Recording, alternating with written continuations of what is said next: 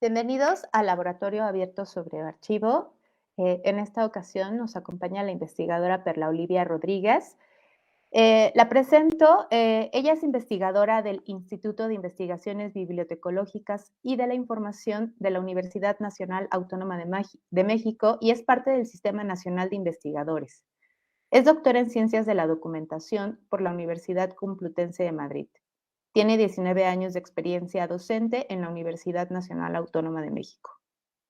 Es productora de radio y televisión. Diseña y coordina proyectos de formación y capacitación a nivel nacional e internacional en los ámbitos de la documentación sonora, audiovisual y multimedia en colaboración con instituciones educativas mexicanas y extranjeras.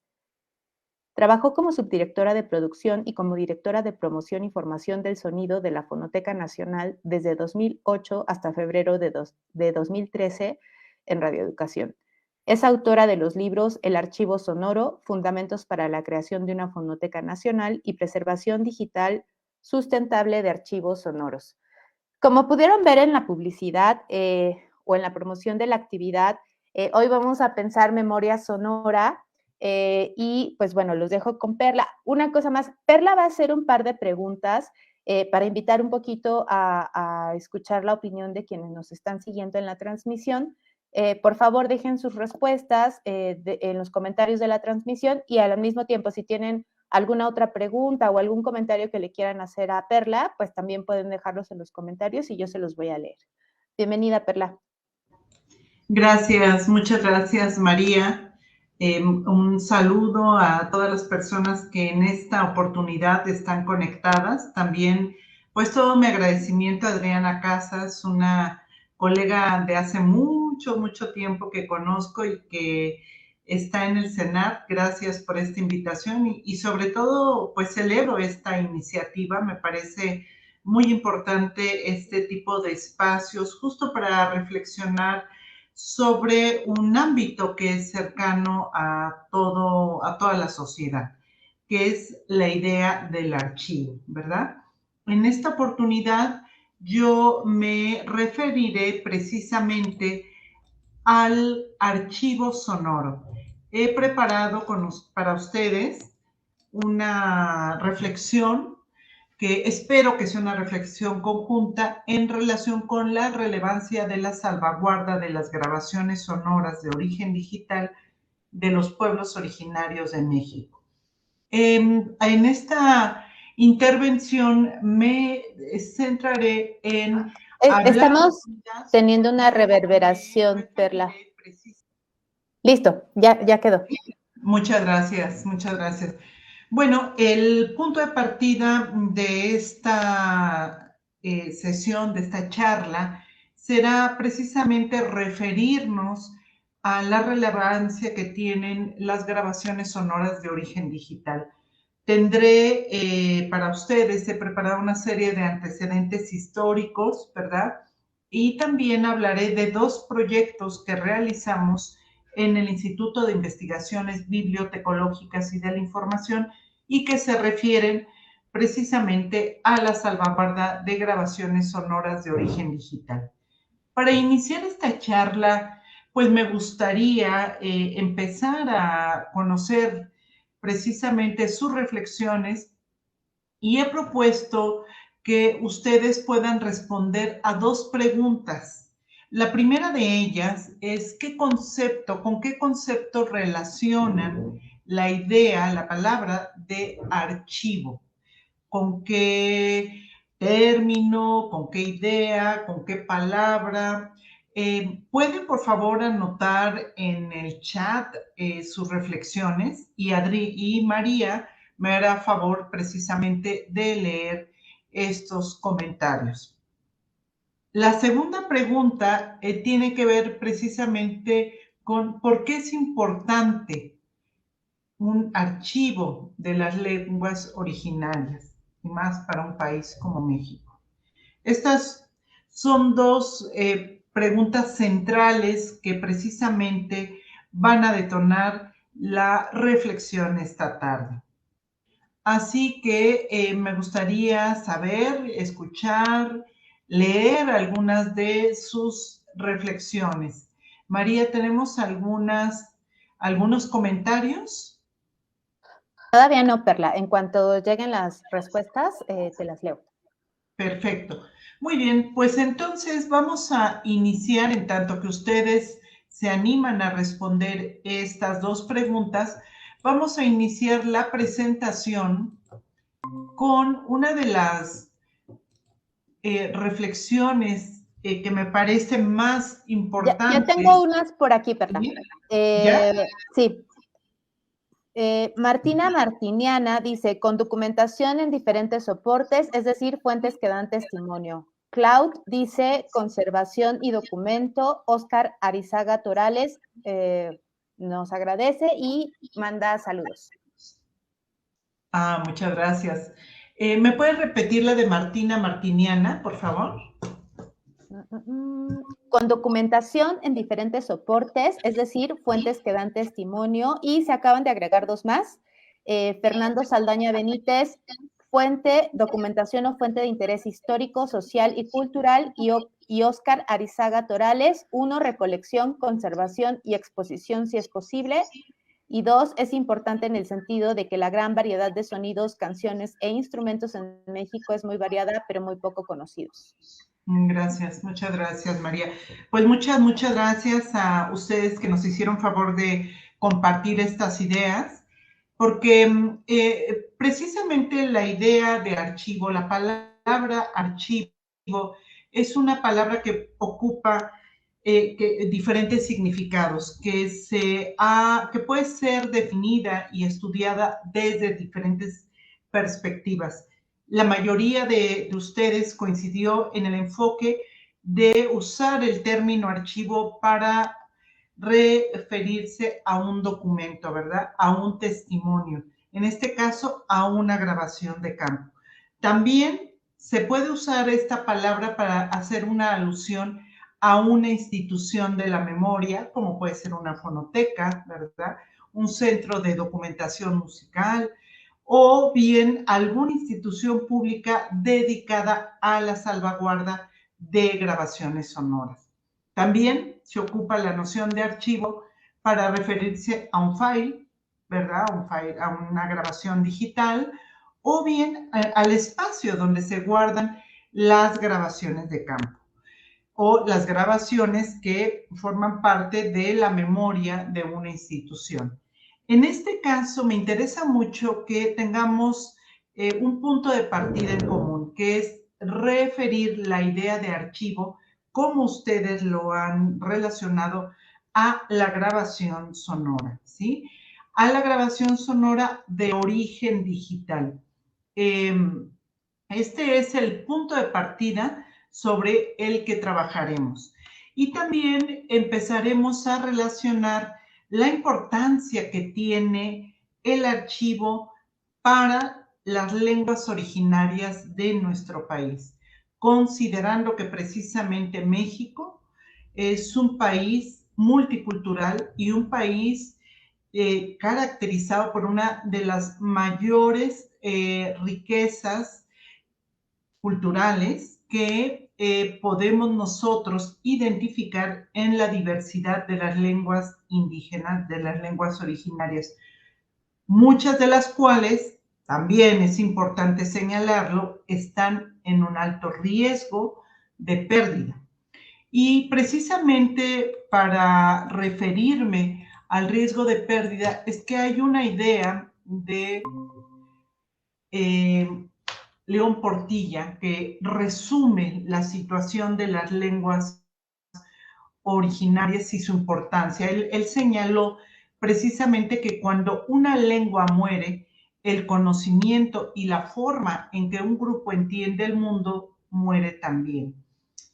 Sabemos que probablemente cuando termine este siglo, una gran cantidad, al menos el 50% de las lenguas en el mundo van a desaparecer, pero de todas las que corren el mayor riesgo de pérdida son las lenguas de los pueblos originarios. Evidentemente, este es un problema social que enfrentamos y por el cual es importante pensar en cómo garantizar la permanencia de este conocimiento y de esta forma de comprender el mundo que solo se puede entender precisamente a partir de las lenguas originarias, a partir de comprender precisamente la importancia que tienen las lenguas originarias.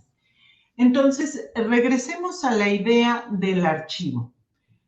El archivo, como la institución donde se conservan grabaciones sonoras, nace y está asociado al trabajo de antropólogos, de lingüistas, de etnólogos que utilizaron desde principios del siglo pasado la tecnología naciente de la grabación sonora, el fonógrafo, para documentar, para registrar las lenguas originarias, ¿sí? Este es un punto de partida muy importante porque significa que el origen de las fonotecas en el mundo está asociado a la investigación científica y al trabajo de documentación de las lenguas originarias en el mundo. La primera fonoteca que se creó precisamente en el mundo corresponde a la Phonogram Archive de Austria, que fue creada en 1898 y que fue creada con el propósito de salvaguardar las grabaciones de campo que realizaron los antropólogos utilizando en ese entonces la tecnología que permitía a través de los primeros fonógrafos grabar la lengua, la música, el paisaje sonoro de los pueblos originarios. Después de esta primera fonoteca, es importante señalar, y aquí solo menciono algunas, que se crearon en el año 1900 la primera fonoteca de investigación de la Sociedad de Antropología de París. También emulando el trabajo que estaba desarrollando la Phonogram Archive de Austria, se genera con el ánimo de salvaguardar las primeras grabaciones esta fonoteca. Después se crea la fonoteca de la Universidad de Zúrich y la Phonogram Archive de San Petersburgo en Rusia. Hacia 1910 se crea el Archivo de la Palabra y con estos antecedentes es que empezamos a hablar de las instituciones de la memoria sonora, de las primeras fonotecas en el mundo. También la tecnología de la grabación sonora se utiliza en la radio, pero las primeras fonotecas de radio surgen hasta 1930. Se cree que la primera fonoteca de la radio se creó en la BBC de Londres, hay datos que testifican esto, y la primera idea de generar un archivo que guarde la memoria nacional surge precisamente y se desarrolla a partir de 1940. Y en 1970 aparece el concepto de paisaje sonoro, que es otro concepto fundamental que vamos a trabajar esta tarde.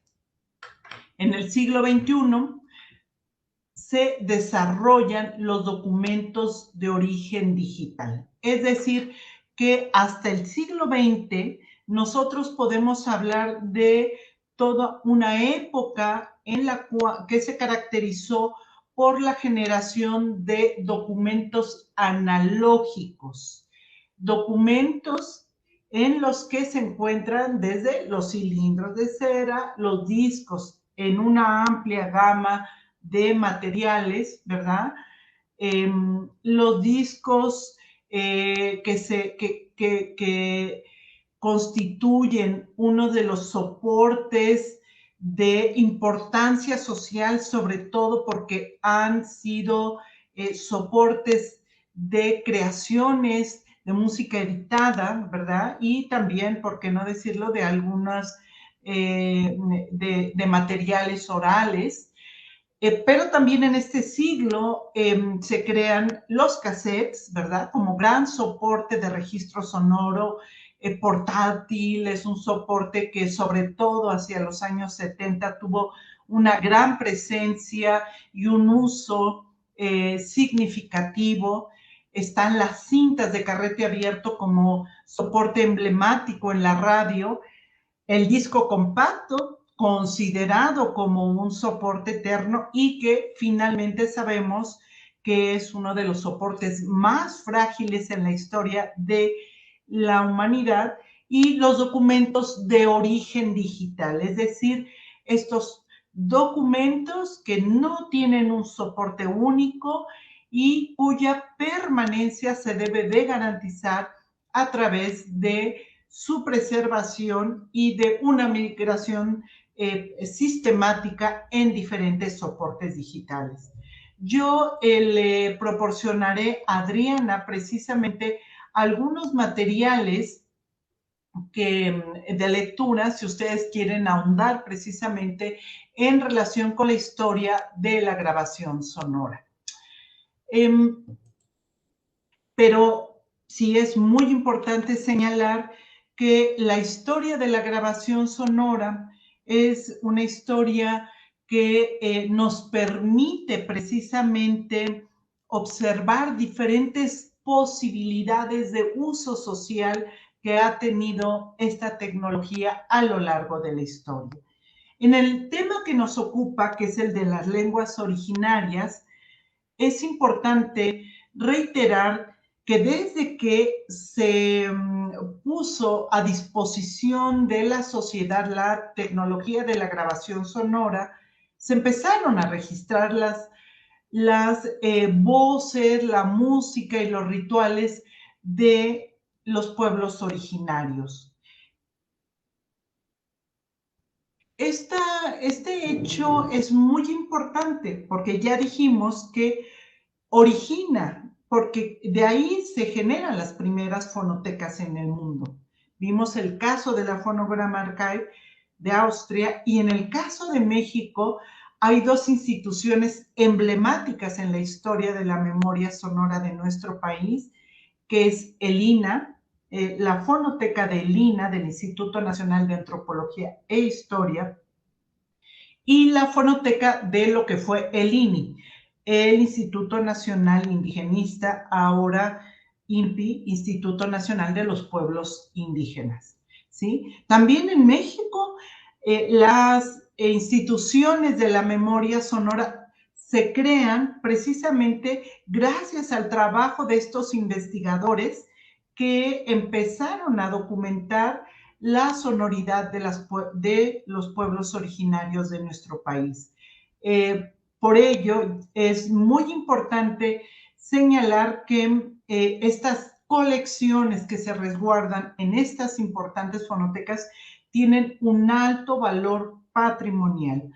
Ahora, dicho lo cual, es cierto que estas dos instituciones pioneras en el trabajo de preservación de la memoria sonora de nuestro país han sentado las bases para la protección precisamente de este patrimonio. Sin embargo, el trabajo necesario para salvaguardar esta forma de patrimonio ha sido muy complejo, porque la preservación es un ámbito que requiere sistemáticamente de recursos económicos, de tecnología, ¿verdad? De tecnología que esté cambiando, que se esté actualizando sistemáticamente, requiere de profesionales de la información que sepan realizar los procesos documentales, y al mismo tiempo requiere de un marco legal y político que garantice la permanencia de estas grabaciones. También es importante señalar que muchas de las primeras grabaciones que se hicieron a principios del siglo pasado no se encuentran en nuestro país, pero esta historia no es solo de México, también en América Latina se hicieron grabaciones de muchos pueblos originarios y la mayoría de estas grabaciones se encuentran en Europa, en bibliotecas, en archivos de Europa, de Estados Unidos principalmente, y probablemente esta situación se debe a que el trabajo de la preservación en nuestro país ha sido tardío.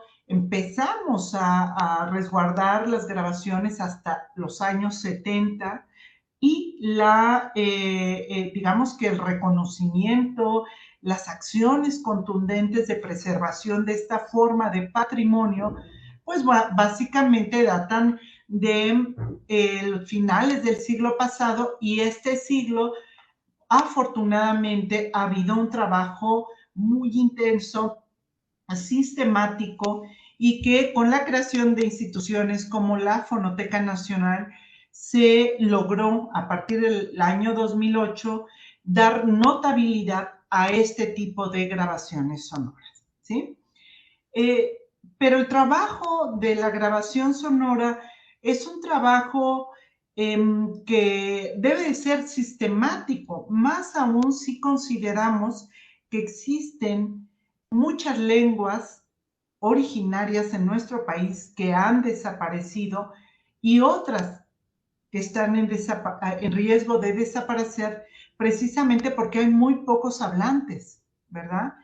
Evidentemente este es un problema social que existe y que un archivista, un profesional de la información, no puede resolver porque tiene su fundamento, sus bases, su origen en una profunda desigualdad social, también en la falta de oportunidades para las comunidades originarias, en muchas razones que van más allá del trabajo archivístico diario. Lo que sí es importante destacar es que el archivista, el documentalista sonoro, tiene una gran responsabilidad. Y esta responsabilidad tiene que ver precisamente con que en este momento las posibilidades de trabajo, de documentación del patrimonio sonoro son mayores que las que existían cuando nosotros trabajábamos solo con la tecnología digital, y donde la grabación sonora era una potestad básicamente de la radio, de los investigadores que tenían a su alcance este tipo de grabaciones, ¿verdad? De la industria discográfica, básicamente. La posibilidad que ha traído la tecnología digital ha abierto nuevos cauces para documentar la historia contemporánea y, concretamente, para documentar las lenguas originarias. Hasta aquí la primera parte de esta intervención, y yo quisiera compartir precisamente con ustedes qué es lo que nosotros estamos haciendo desde el Instituto de Investigaciones Bibliotecológicas y de la Información de la UNAM, de la Universidad Nacional Autónoma de México.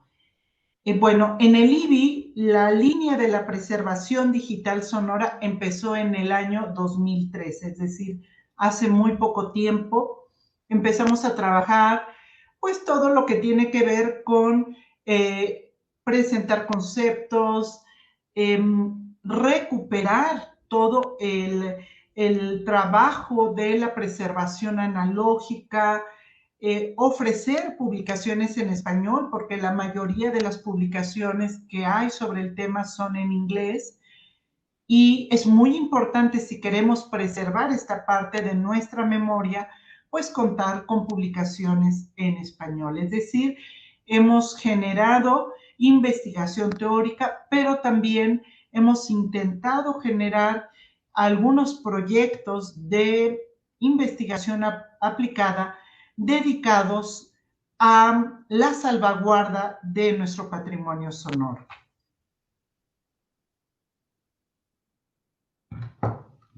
Y esta tarde hay dos proyectos que deseo compartir con ustedes que hemos llevado a cabo en el instituto. Y estos proyectos son 100 sonidos del paisaje sonoro purépecha y el taller de identificación y salvaguarda del patrimonio sonoro rarámuri, que hicimos en el marco del proyecto Voz Láctea Magdalena Tarahumara. En el caso del trabajo que se realizó con la comunidad purépecha, es importante señalar que este trabajo, este proyecto se enmarcó en otro proyecto más ambicioso, que fue la generación de una biblioteca indígena, que este proyecto lo coordinó el doctor César Augusto Ramírez, un colega del IBI. Y en este proyecto se buscó precisamente crear en Cherán, Michoacán, una biblioteca indígena generada y creada de acuerdo a las necesidades de la comunidad. En el marco de este proyecto, yo participé tratando de, desde la perspectiva de la grabación sonora, contribuir con un proyecto que recupera la idea de la identificación del paisaje sonoro, es decir, de aquellos sonidos que nos identifican, de aquellos sonidos que nos definen y que son parte y expresan lo que es una sociedad en un momento determinado. Este proyecto fue inspirado en proyectos anteriores que se realizaron en Japón y en Finlandia, donde buscaban llamar la atención de la población precisamente en la tarea de la construcción y salvaguarda de la herencia sonora, del patrimonio sonoro. Y esto es un aspecto fundamental porque generalmente pensamos que la idea de la preservación corresponde solamente a los archivos, a las fonotecas, a las bibliotecas, pero la sociedad, la gente, la población tienen un papel fundamental no solo en la protección, sino en la preservación del patrimonio sonoro. Por eso fue que en colaboración con el Consejo de la Comunidad de Cherán, lanzamos una convocatoria para que la gente participara y nos dijera cuáles eran aquellos 100 sonidos del paisaje sonoro que ellos consideraban que tenían que elegir precisamente para poder ser grabados y resguardados. Entonces, esta idea es que realizamos en colaboración con una profesora de la Universidad Indígena Intercultural, la maestra Laura Leticia Cervantes Naranjo, una autoridad en la comunidad purépecha, en todos los pueblos purépechas, y un referente en la radio indígena de Cherán, nos permitió que acercarnos a la comunidad, y justo a través de la radio se lanzó esta convocatoria para que la gente identificara en las siguientes categorías, que ahora van a ver ustedes en pantalla, lo que sería el paisaje sonoro.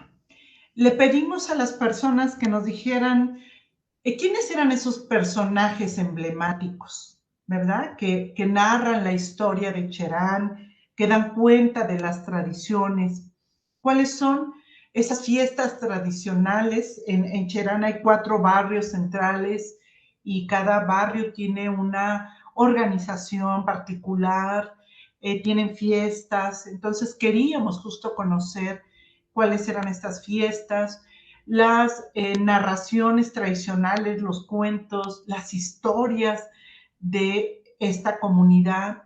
Queríamos también saber qué querían ellos que se grabara de sus lenguas habladas, de sus sonoridades cotidianas, de los entornos naturales, de los oficios tradicionales, de la música tradicional y contemporánea y otros sonidos que fueran de relevancia para la comunidad.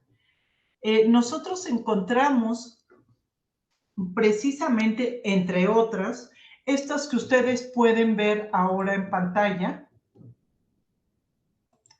que tienen que ver con la suma, ¿verdad? De precisamente las propuestas que la gente nos dio. Entre los personajes emblemáticos, por ejemplo, hablaron de las rezanderas, las tortilleras, el consejo mayor en una boda, los médicos tradicionales, e incluso derivado de esto se generó también un proyecto que fueron los libros vivientes, es decir, la sabiduría de las personas más antiguas en la comunidad de Cherán, de esas personas ancianas que en su memoria guardan la historia, el saber y pues toda la cosmovisión de la sociedad. Se mencionaron fiestas tradicionales como las que ustedes pueden ver en pantalla. También, entre otras, se hablaron de leyendas, de cuentos, de narraciones cotidianas de las personas en Cherán. Nos pidieron que grabáramos a diferentes hablantes, algunos de los entornos naturales que también ellos mencionaron, que ustedes pueden seguir en pantalla, oficios tradicionales como el vendedor de atole, de tamarindo, los soldadores, los artesanos de juguete, entre otros, y la música tradicional donde las pirecuas no podrían faltar. Con esto, nosotros pudimos identificar los sonidos que la gente quería que se grabaran y a través del trabajo de alumnos pudimos hacer el registro sonoro. Participaron alumnos de la UNAM y también de alumnos de la Universidad Intercultural Indígena. Previamente les dimos un curso de grabación de campo con herramientas a disposición de la comunidad. La UNAM, a través de un proyecto PAPIT, adquirió algunos equipos, algunas grabadoras, y pudimos hacer este levantamiento de campo. Estos materiales fueron documentados y resguardados en el archivo de pueblos originarios que tiene el IBI. Voy a compartir con ustedes, permítanme ustedes, un ejemplo de una de las grabaciones que tuvimos en Cherán para que ustedes lo conozcan. Permítanme.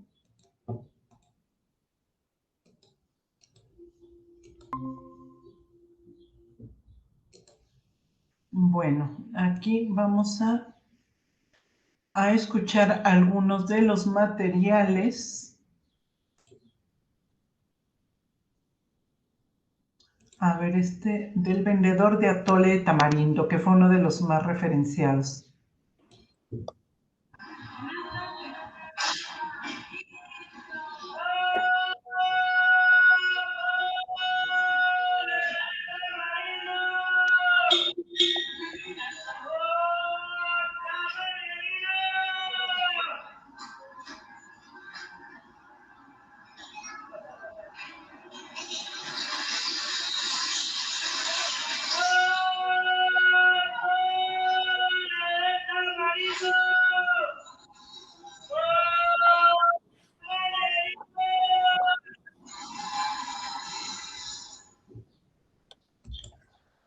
Hay un comentario, Perla, ¿quieres que te lo comparta?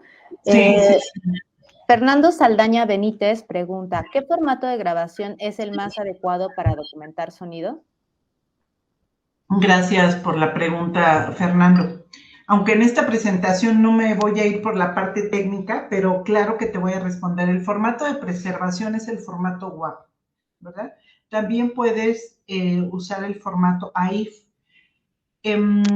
Sin embargo, ¿verdad? Sin embargo, hay muchas personas que graban en formatos de compresión como son el MP3, y cuando tú encuentras una grabación en este formato, tienes que tener una política clara en tu archivo, porque si no tienes el máster en un formato sin compresión y abierto, tendrían que preservar esa grabación. Ese es otro problema. El tema de los formatos también es un tema pues muy interesante, muy apasionante, porque la realidad de los documentos de origen digital es que hay muchas grabaciones que se están haciendo en formatos de compresión, y que quienes tienen la alta responsabilidad de preservar en un archivo estas grabaciones entran precisamente en un dilema, ¿verdad? Ese es un punto muy interesante, no vamos a abordarlo a detalle en esta conferencia, pero esa es la respuesta. Nosotros grabamos en formato WAV. En este trabajo de investigación grabamos en formato WAV, y la escucha y descarga de los materiales se hace en un formato de compresión que es el MP3, para que se pueda preservar en WAV, es decir, garantizar la existencia, la integridad de ese documento, y tener una posibilidad de consulta en un formato de compresión como es el MP3. Sí, ojalá que haya quedado respondida la pregunta, y gracias, Fernando. Bueno, entonces, este es un ejemplo de este proyecto que realizamos en la comunidad de Cherán. Se entregó una copia de las grabaciones a la comunidad, y logramos trabajar precisamente con la idea de la importancia que tiene considerar, involucrar a la sociedad en la identificación, pero también en la salvaguarda del patrimonio sonoro. El segundo proyecto del que les hablaré esta tarde se refiere precisamente a el trabajo que realizamos en la comunidad en Norogachi, en Chihuahua, en la Sierra Tarahumara. Este fue un proyecto pues muy entrañable también, porque empezamos a trabajar esto gracias a una invitación que nos hizo la investigadora francesa Sylvie Marchand. Ella es una artista que ha trabajado pues los últimos, ¿qué les puedo decir?, 10 años de su vida haciendo grabaciones de campo y creando obra con estas grabaciones. Y muchas de estas grabaciones, pues bueno, no están en México y son de alta calidad, y dan cuenta precisamente de la historia contemporánea de esta cultura, de la cultura rarámuri. Y empezamos con ella a generar propuestas justo para la salvaguarda de una selección de estos materiales. Por eso también la UNAM y el PAPIT nos ayudaron para crear este archivo digital. Y además tuvimos una participación en un taller que organizó Sylvie con maestras de la Sierra Tarahumara. Fue un taller encaminado precisamente a sensibilizar a estas maestras que trabajan en diferentes escuelas de las comunidades tarahumaras. Son maestras bilingües, ¿verdad?, que día a día pues tienen la responsabilidad de ser portadoras de conocimiento y de formar a los niños en estas comunidades. Entonces, pues bueno, ellas vinieron a Chihuahua y estuvimos trabajando con ellas, primero con una serie de metodologías de trabajo para reaprender a escuchar, es decir, todas, tenemos un sentido sonoro que es innato, y que desafortunadamente conforme vamos creciendo se va atrofiando porque prevalece lo visual, ¿verdad? Somos somos una cultura muy tendiente a lo visual. Decía Sartori, somos el Homo videns. No obstante, que este siglo es el siglo audible, es el siglo que está favorecido por una gran cantidad de contenidos sonoros a disposición de cualquier persona. Entonces, este trabajo de sensibilización en torno al mundo sonoro que hicimos con las maestras fue acompañado con una capacitación para utilizar las tecnologías a su disposición, concretamente el teléfono celular, y con ello empezar a grabar, ¿verdad? Son ahora más que nunca todas las personas, y esto lo comenté con antelación, tenemos a nuestra disposición el uso de los teléfonos celulares como un dispositivo para la comunicación, para la escucha de materiales, pero también es un recurso potencial para documentar la historia contemporánea, ¿sí? Entonces, de un grupo de 24 maestras, solo una no tenía teléfono celular. Y cuando estuvimos trabajando con ellas sobre el uso de este dispositivo, de los formatos de grabación, de la importancia de grabar su historia, su cultura, logramos precisamente reunir algunos testimonios muy relevantes que yo quisiera compartir con ustedes alguno de ellos. Permítanme un momento para compartir algunos de estos materiales que tuvimos a bien grabar con las maestras.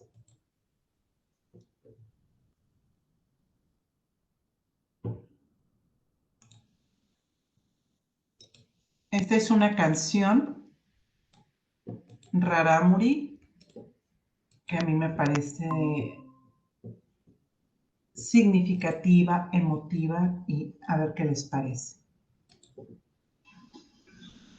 Soy Margarita Ramírez Flores, autorizo esta grabación para fines educativos y culturales. Piranitzani chikari pankoro, Piranitzani tabasachi, Piranitzani chikari pankoro, Piranitzani tabasachi.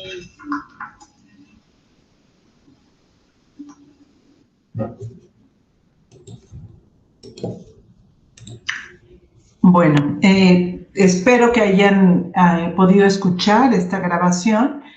Este fue un taller realmente significativo porque nos pudimos percatar de la importancia que tiene el trabajo de la documentación más allá de los archivos, más allá de las bibliotecas, en la gente misma, en las comunidades mismas, y del potencial precisamente que significa el conocer las herramientas a nuestra disposición para documentar estas lenguas que están en alto riesgo de desaparición. Con esto, es importante señalar que nosotros, desde la perspectiva de la investigación, hemos podido constatar cómo el patrimonio sonoro es una herencia viva, es decir, que existe, que está en riesgo de desaparición, que hay mucho de este patrimonio intangible que ya ha desaparecido y que existen vastas posibilidades de documentarlo, conociendo, sabiendo precisamente utilizar estos dispositivos que están prácticamente a disposición de muchísimas personas. Como resultado de este taller que nosotros dimos en Chihuahua, pues la verdad es que incluso muchas de las maestras se vincularon con la gente de la radio.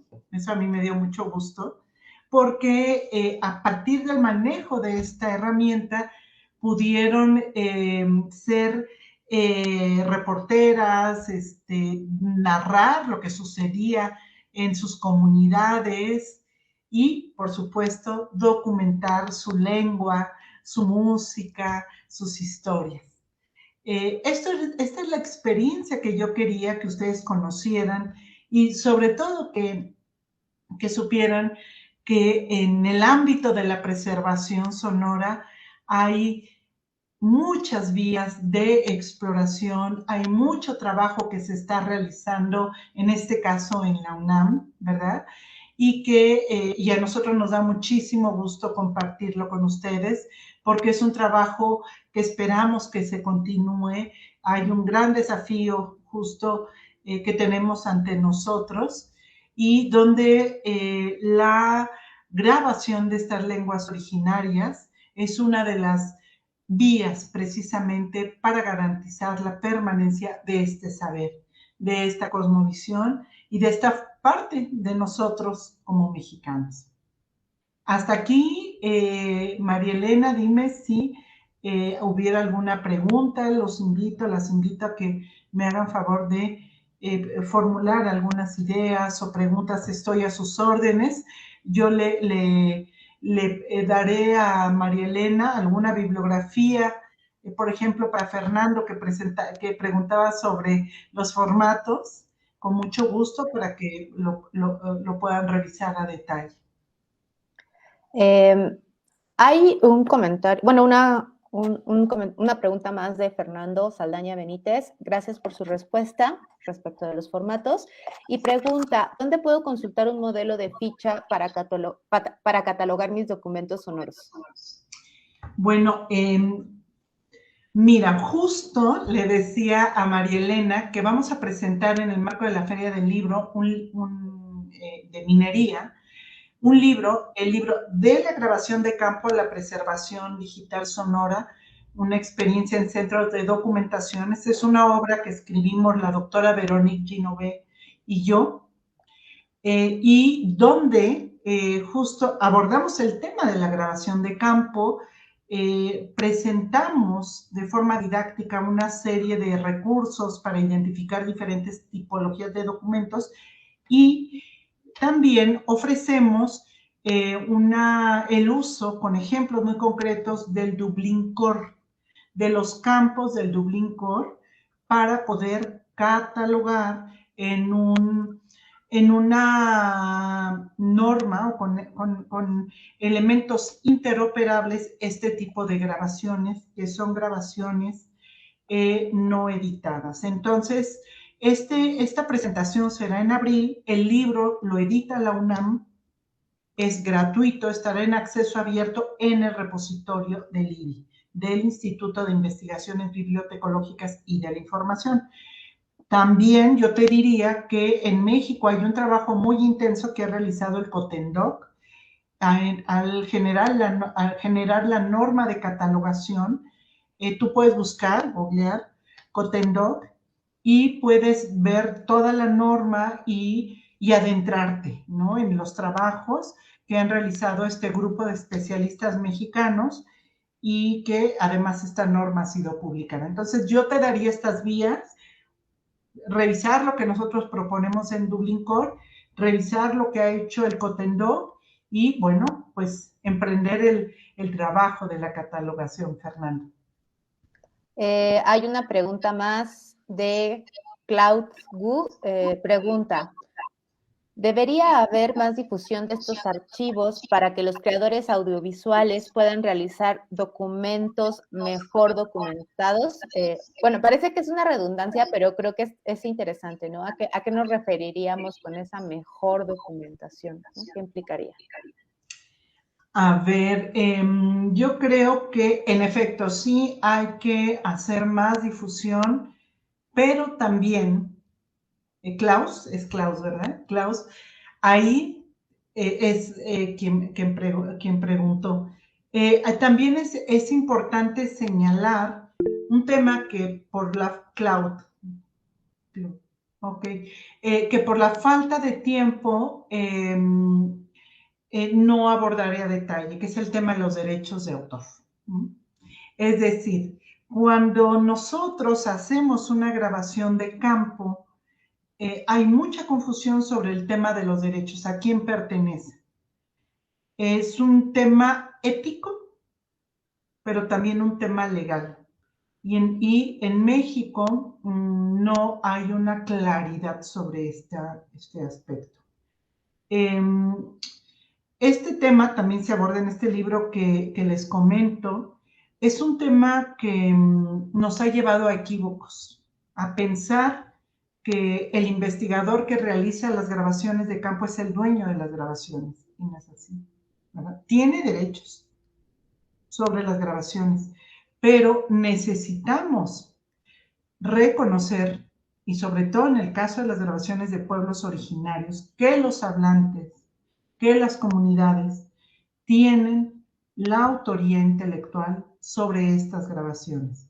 Entonces, sí y no a la difusión. Sí, para que se conozca esta riqueza, siempre y cuando se reconozca la autoría intelectual, ¿verdad?, de los hablantes de las lenguas originarias.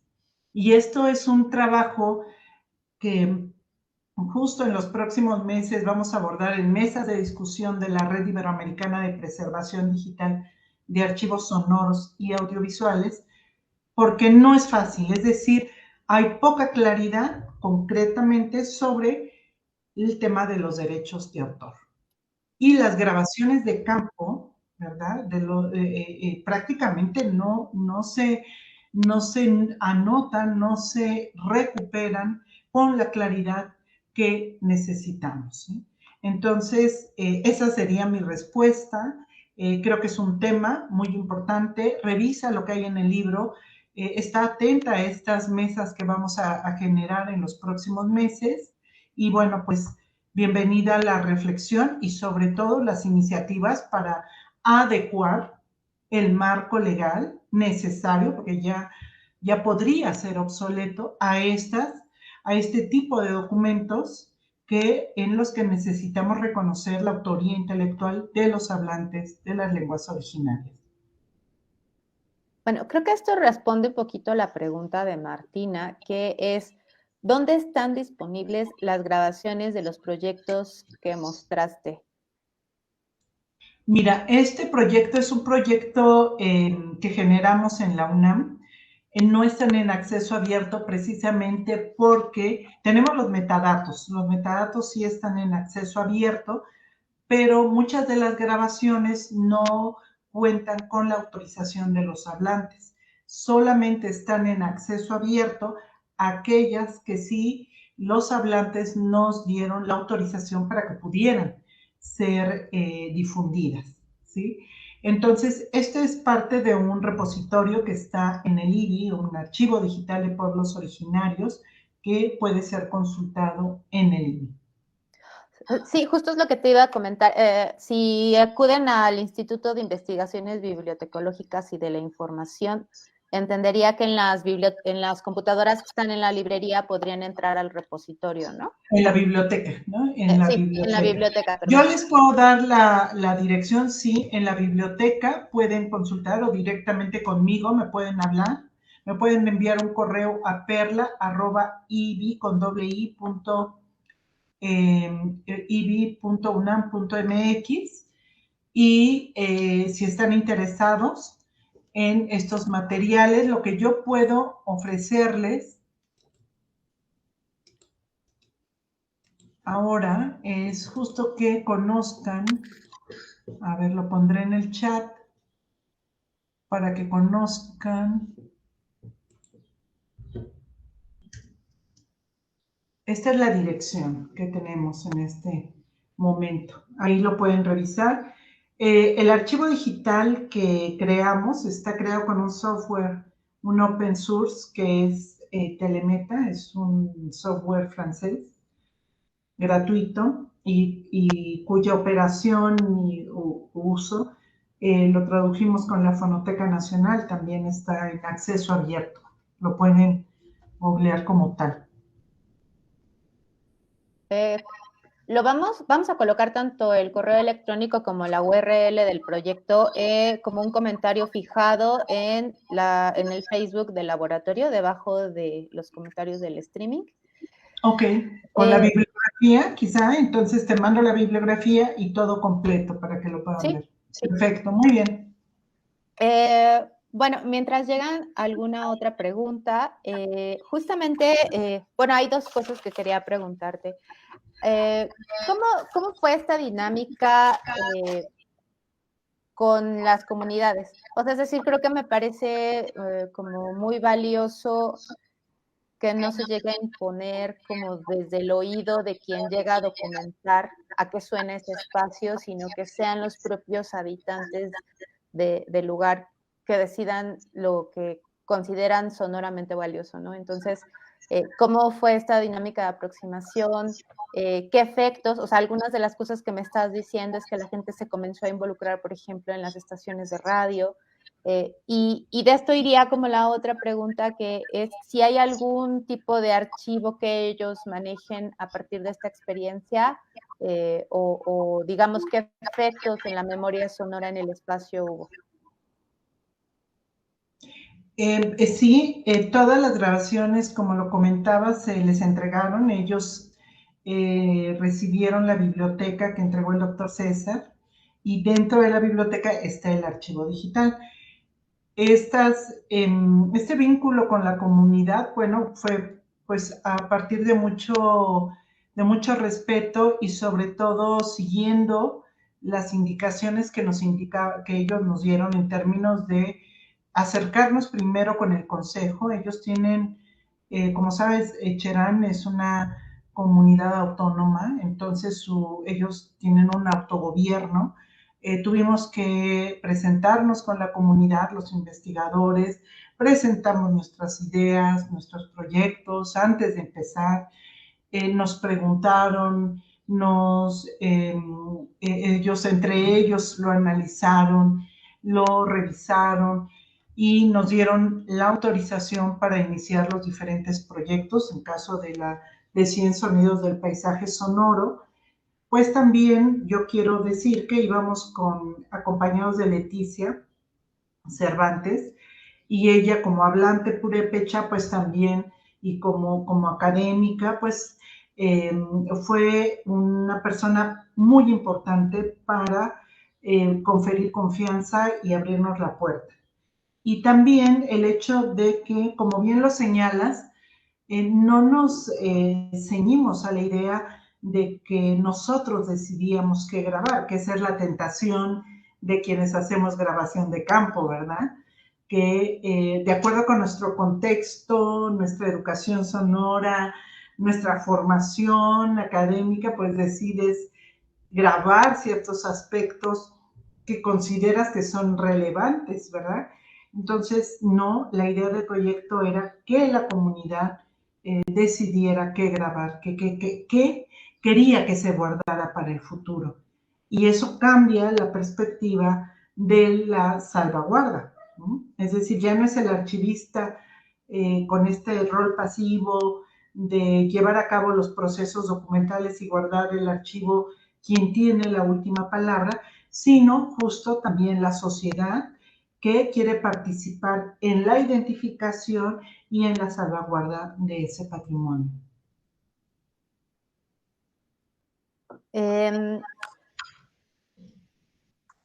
Uno de los temas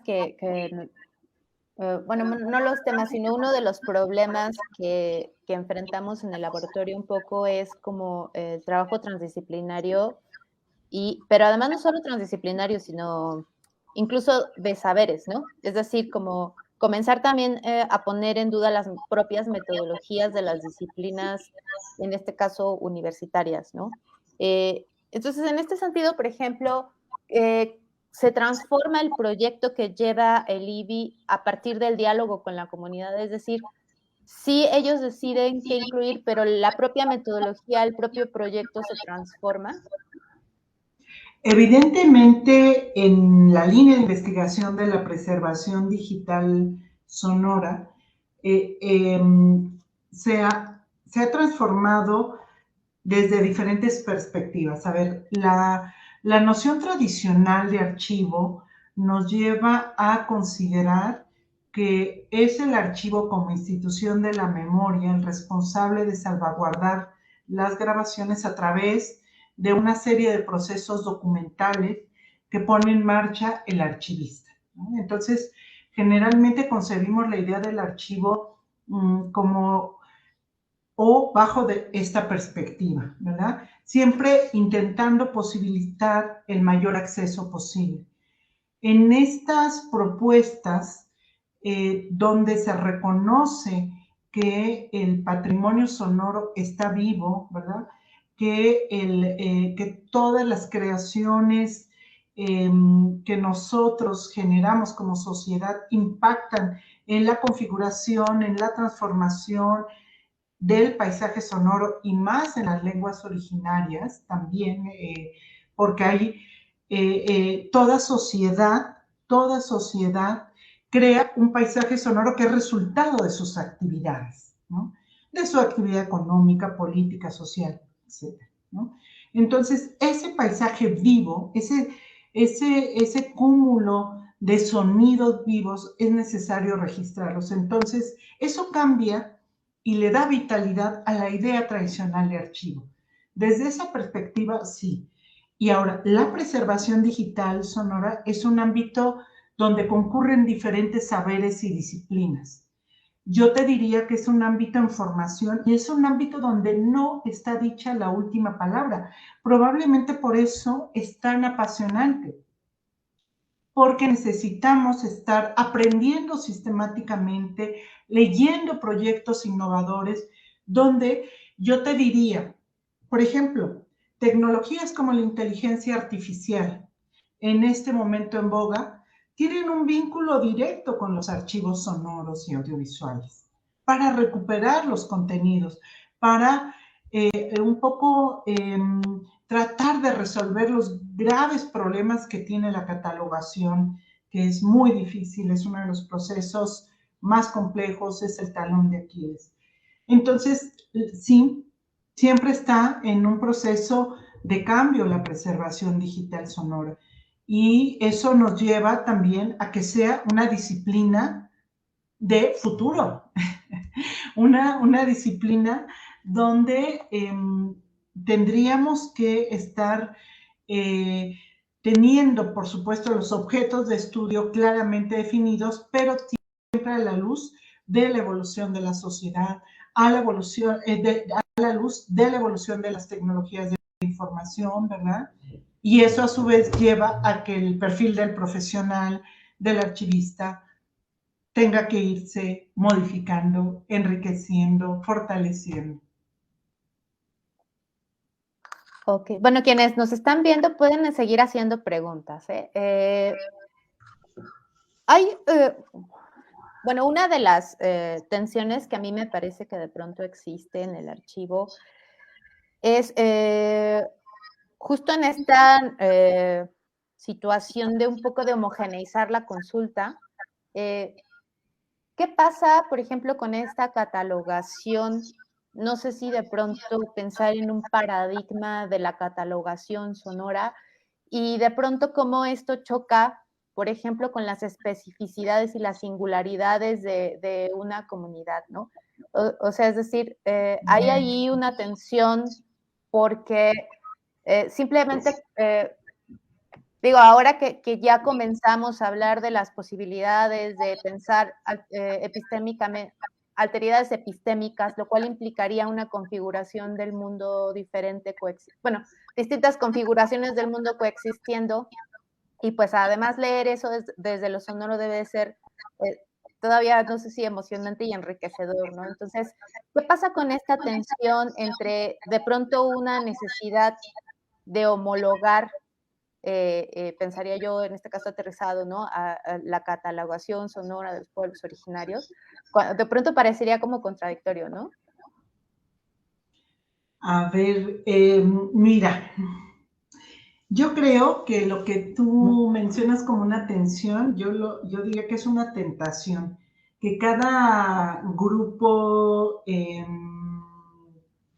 que realiza investigación, porque a mí me ha tocado, tenemos la tentación de generar nuestra ficha de catalogación, porque los campos que existen no cubren nuestras necesidades, ¿verdad? Y hay veces que se generamos hasta bases de datos de 100 o más campos, que nunca se llenan, que constituyen un problema para la base de datos a largo plazo, que en lugar de contribuir a identificar y recuperar la información, que ese es el sentido de la catalogación, crean o pueden crear problemas. Entonces, yo siempre creo que no hay que inventar el hilo negro. Es decir, hay especificidades en los documentos, pero lo más sencillo es lo mejor, ¿sí? ¿A qué me refiero concretamente? Que con campos básicos tú puedes identificar lo que tienes en el ámbito digital. Si tú generas una base de datos muy amplia porque nadie ha tomado en cuenta tantos campos que para tu disciplina son fundamentales, lo que estás haciendo es salirte del consorcio de la interoperabilidad. ¿Y qué es la interoperabilidad? La necesaria comunicación entre los archivos digitales, ¿verdad? Para saber qué tienen los archivos, para saber exactamente cómo se les puede dar visibilidad, ¿sí? Entonces, por mucha tentación que tengamos en nuestras disciplinas, que hagamos grabaciones de movimientos sociales, de artistas, y que queramos generar 100 campos, primero conozcan lo que tenemos, es decir, lo que ya existe. Simplemente yo creo que ahora uno de los caminos más sencillos, yo no soy especialista en catalogación, pero siempre trato de que los trabajos en la preservación sean sencillos y fáciles para el archivista, para el usuario y sobre todo que tengan una perspectiva de largo plazo. Entonces hay que apegarnos a las normas que ya existen, a las reglas que ya existen, y ese es el mejor camino para garantizar la existencia de los contenidos, en este caso sonoros.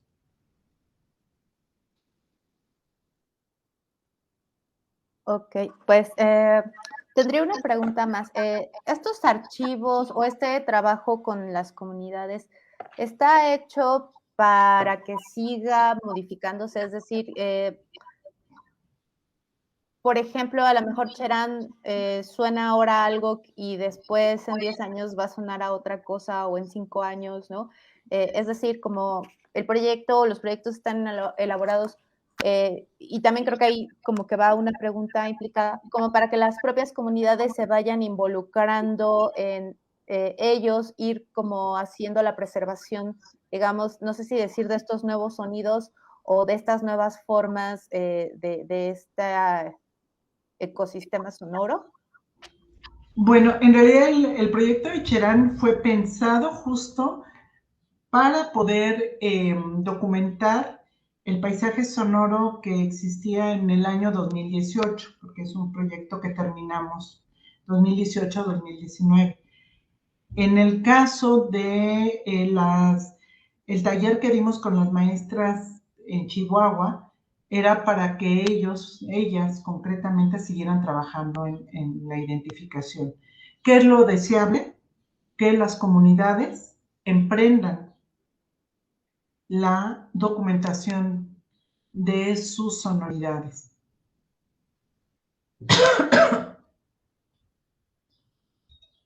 Permítanme.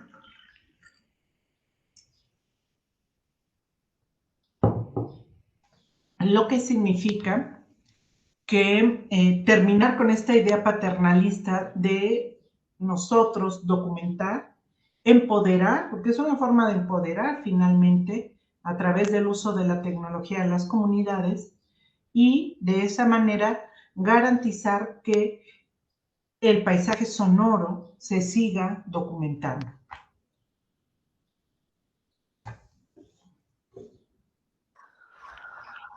Pues creo que ya no hay más preguntas por el momento. Digo, el tema es como muy vasto, se me ocurren un montón de cosas que podríamos hacer en el futuro. Mientras tanto, pues comentarles que invitamos a Perla a presentar justamente este libro del cual nos ha estado hablando en distintas ocasiones durante esta conversación. Entonces, pues bueno, van a estar invitados también a poder revisarlo y como ella bien dice, si es de acceso libre, pues mejor aún, si lo compartimos, a lo mejor lo vamos a poder platicar, porque también alguna de las cosas que le platicaba a Perla antes de iniciar la sesión era estas otras formas de lectura, ¿no? Es decir, como que van más allá de la transcripción del oral, sino que tienen que ver con una escucha, con una forma de pensamiento desde la oralidad, que tienen que ver con la conversación.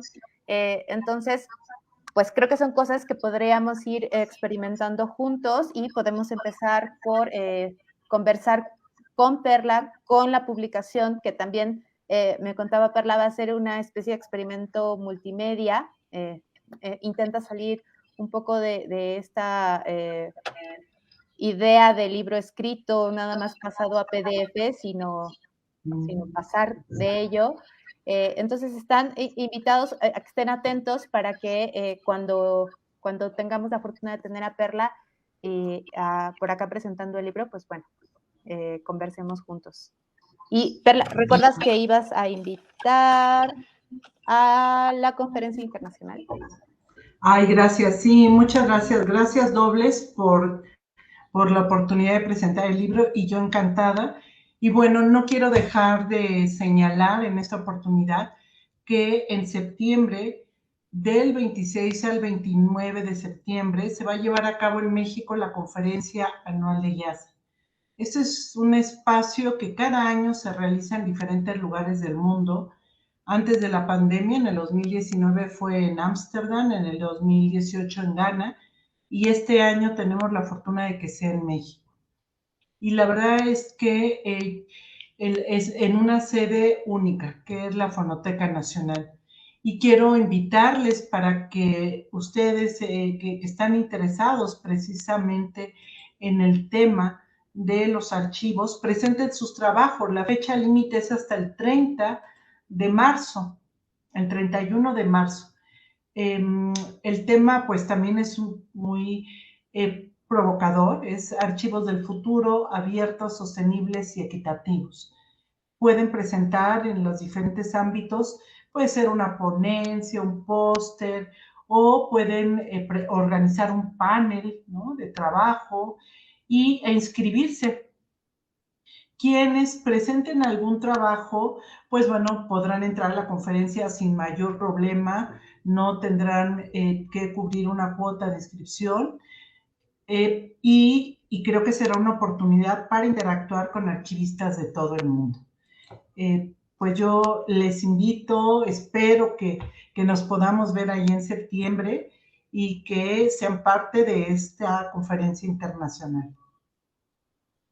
Pues creo que el Centro Nacional de las Artes, el Centro Multimedia, es un buen espacio para convocar a que la gente participe. Vamos, las URLs y demás información que se ha mencionado en esta conversación lo vamos a dejar en los comentarios de la transmisión. No sé si quieras agregar alguna otra cosa, Perla. No, bueno, pues solamente agradecerles, por supuesto a ti, María Elena, por todas tus atenciones, por la invitación, y Adriana, de nuevo, Adriana Casas, y al colega que está en la parte técnica. Y bueno, pues yo estoy a sus órdenes en el IBI, ahí estoy en la Torre 2 de Humanidades. Muchas gracias por aceptar la invitación, Perla. Gracias por compartir todo esto y espero que siga el diálogo y la colaboración. Encantada, claro que sí. Un abrazo y muchas gracias. Hasta luego. Hasta luego. Gobierno de México.